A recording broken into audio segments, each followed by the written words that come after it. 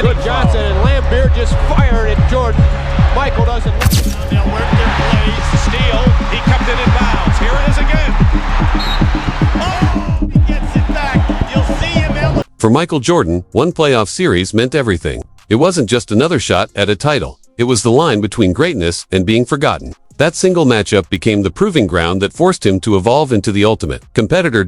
At the heart of this test were the Detroit Pistons, not just a championship team, but a full-blown nightmare for opponents. Known across the league as the Bad Boys, they dominated with a bruising style led by Isiah Thomas, Joe Dumars, and Bill Laimbeer. They weren't just playing basketball, they were redefining how defense could win games, year after year.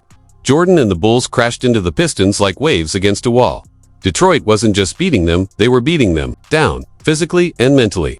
And each loss pushed Jordan closer to a crossroads, break through, or fall short forever. But instead of breaking, Jordan rose. That relentless struggle didn't crush his legacy, it carved it. The Detroit Pistons weren't just another rival, they were Michael Jordan's personal roadblock, his recurring nightmare. Again and again, they shattered his championship dreams, forcing him to face doubts that cut deeper than any box score ever could. If Jordan wanted to win, he couldn't just be great, he had to transform. He needed to grow, sharpen every edge of his game, and lead in a way he never had before. To finally break through, he couldn't just play like Michael Jordan. He had to become the Michael Jordan. By this point, fans and analysts alike saw him as the most electrifying player in the league. He was a scoring machine, a relentless attacker, and someone who could outmaneuver almost any defense. Almost because there was one system that kept haunting him, one team that had cracked the code. The Pistons weren't just slowing him down, they were shutting him out when it mattered most. And for 3 straight seasons, their grip kept him from making a deeper playoff run. Jordan had all the talent. But to conquer Detroit, he needed something more. Evolution. Detroit Pistons were on the hunt for a 3rd straight title, and at the time, it seemed like nobody could stand in their way. Head coach Chuck Daly had built the perfect system to neutralize the league's deadliest weapon, Michael Jordan. They called it the Jordan rules. And make no mistake, they weren't just physical, they were brutal. But most importantly, they worked. For 3 straight postseasons, those rules had helped Detroit slam the door shut on Jordan's title hopes. Every year, the Bulls ran into the same wall, and every time, they got knocked back. But this time, something felt different. Jordan had changed. He wasn't the young star, just trying to prove he belonged anymore. He had grown hardened by defeat, seasoned by battle. Facing legends like Larry Bird and his dominant Celtics, Jordan had learned the cost of greatness. Even when he dropped 63 in a playoff game, he was swept aside. The Pistons picked up where Boston left off, punishing him into becoming not just a scorer, but a complete player.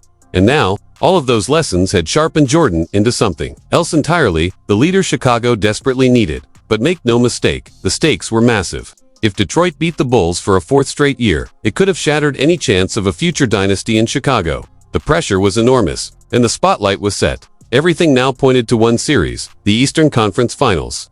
May 1991. The Detroit Pistons were just one series away from another trip to the NBA Finals.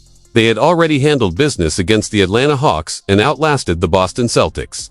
All that stood between them and a three-peat shot was one familiar foe, the Chicago Bulls. But this wasn't the same Bulls team they'd bullied for years. Chicago had steamrolled past 2 powerhouses, the New York Knicks and the Philadelphia 76ers, and they weren't just hungry, they were ready. The Bulls had taken Game 1 of the Eastern Conference Finals. That alone wasn't new, done the same back in 1989. But that series ended in heartbreak.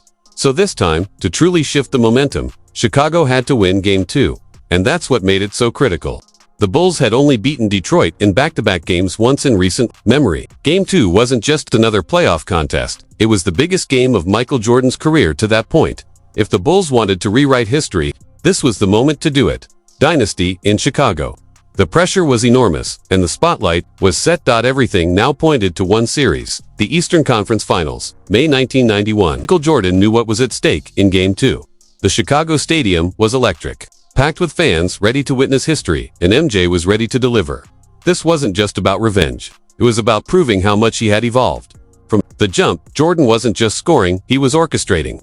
On the opening play, he came off a screen in the corner, drove hard, faked the defense, and whipped a laser pass to John Paxson for a clean 3. A few possessions later, he found Horace Grant for a smooth layup after drawing in defenders with a textbook pump fake. Then, on a fast break, he dished it to Paxson again, who nailed a mid-range jumper. Just like that, MJ had 3 assists, and Detroit was reeling. But Jordan wasn't going to stay quiet in the scoring column for long.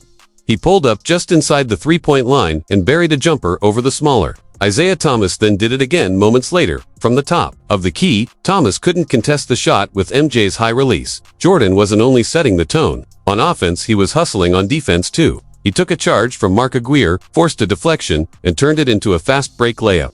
His energy was contagious. By halftime, the Bulls led by 8. Jordan hadn't even gone full throttle as a scorer, but his elite playmaking had every teammate locked in. Still, with Chuck Daly coaching the Pistons, adjustments were coming. Jordan would need to elevate again, and in the second half, he did. In breathtaking fashion, Jordan torched Joe Dumars with a clinic in isolation.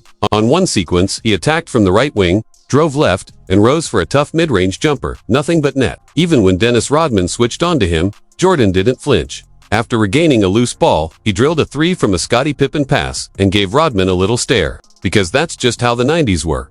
Again and again, Jordan punished the Pistons from mid. Dumars simply couldn't close the gap, and Jordan made them pay. But just when defenders thought he'd shoot, he'd switch it up. Like when he drew in the defense, then found Pippen for a slick hook shot inside. He had it all working that night: rhythm, vision, and confidence. One moment, he was knocking down a handoff three at the top of the key without hesitation. The next, he was slashing into contact, drawing fouls against Detroit's bruising defense.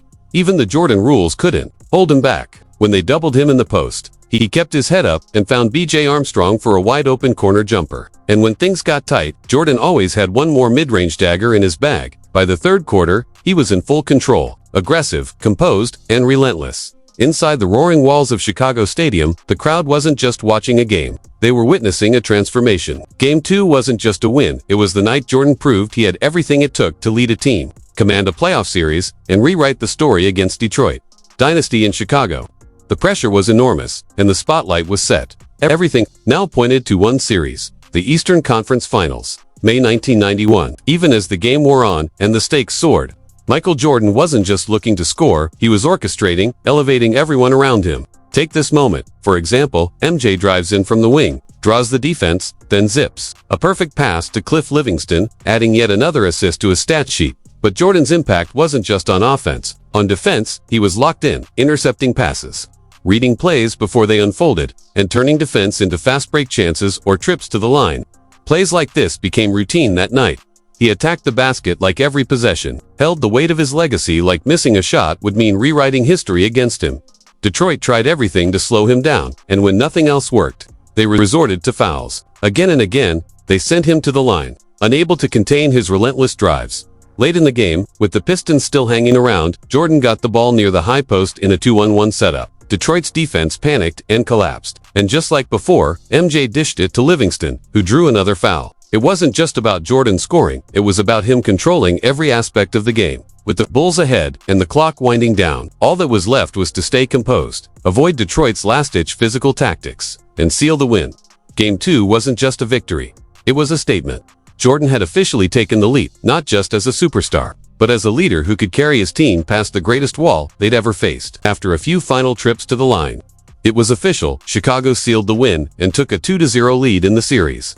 For the first time, the Bulls had won 2 straight playoff games against the Detroit Pistons. The tide had finally turned.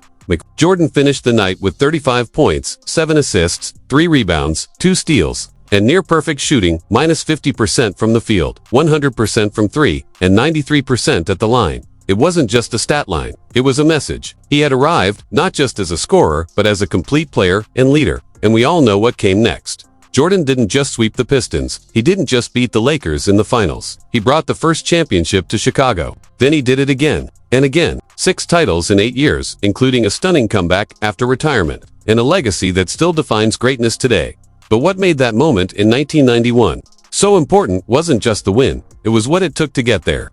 The heartbreaks of the 80s had shaped him. The pain, the frustration, the repeated failures, they forged a different kind of player. A relentless competitor, a fearless leader, a man obsessed with winning. Michael Jordan always had the talent. He always had the drive. But it was conquering the Pistons, finally breaking through that wall, that transformed him into something else.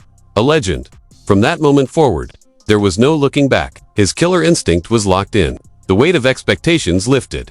He didn't need to chase greatness anymore because he had become it. So now the question is, what's your favorite MJ moment? Drop it in the comments below. And if you enjoyed this breakdown, Be sure to like, subscribe, and hit the notification bell so you never miss a story from basketball's greatest eras. Thanks for watching, and we'll see you in the next